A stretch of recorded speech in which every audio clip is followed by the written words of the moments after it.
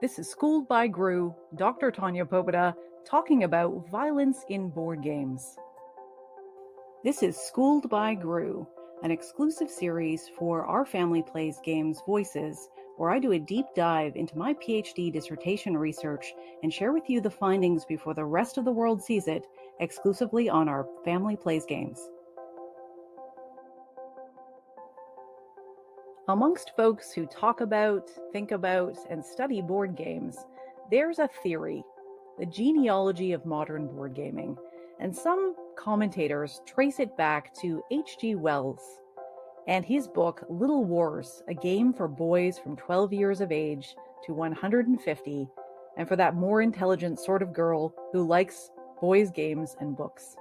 Yeah, that's the real title. And it was all about staging miniature-based war games. And a lot of individuals who study board games argue that this book was very influential in informing modern board gaming. H.G. Wells had a utopian vision for his book, Little Wars. He was hopeful that miniature-based wargaming would replace the real thing, having seen some of the horrors of large-scale warfare. He wrote, "Here is a homeopathic remedy for the imaginative strategist. Here is the premeditation, the thrill, the strain of accumulating victory or disaster, and no smashed nor sanguinary bodies, no shattered fine buildings, nor devastated countrysides."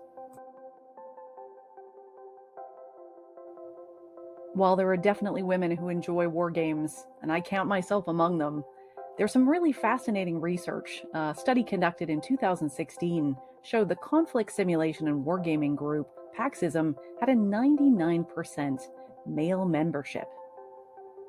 And what's also fascinating is when I was searching for graphics under the category men in the tool that I'm using to create these videos, these were the images I got back.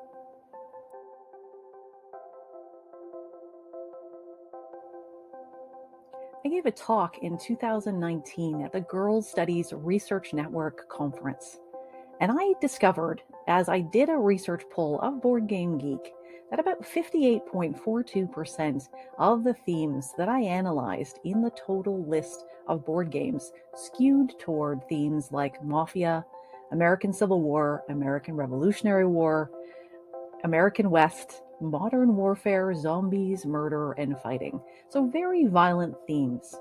And when you consider, if we agree, the genealogy of board games stems from that war game simulation, it makes sense. I spent a lot of time in my research thinking about what keeps people from enjoying board games.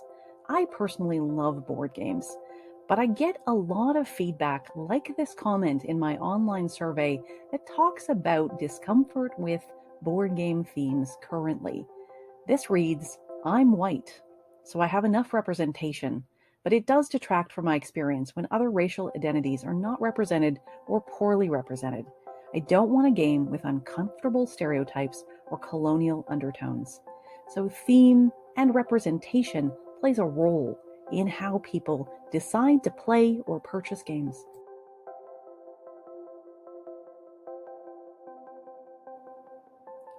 As I've shared in previous videos, theme and representation play an important role in people making play and purchase decisions. Here's another quote. "The answers I have given here have been very skewed by 4 overbearing and borderline violent cis men I have played games with. I do think they represent a part of the community, but I have faith they aren't the entire community. Board gaming is something I turned to after becoming alienated from the video game community. I lost my taste for video games after seeing the extremely violent rejection of large franchises, including female protagonists. These include Assassin's Creed Odyssey and Star Wars Battlefront 2, and the timid implementation of progressive themes in games." This is Schooled by Gru, and I've been asking the question, why so many violent themes in board games? What do you think? I'd love to hear from you. It's a question I'm really grappling with lately, and I'm contemplating doing another research piece on violent themes in board games and whether or not they predominate based on certain data sets. Thanks for listening. This has been Schooled by Gru, for Our Family Plays Games Voices. Thanks so much for listening.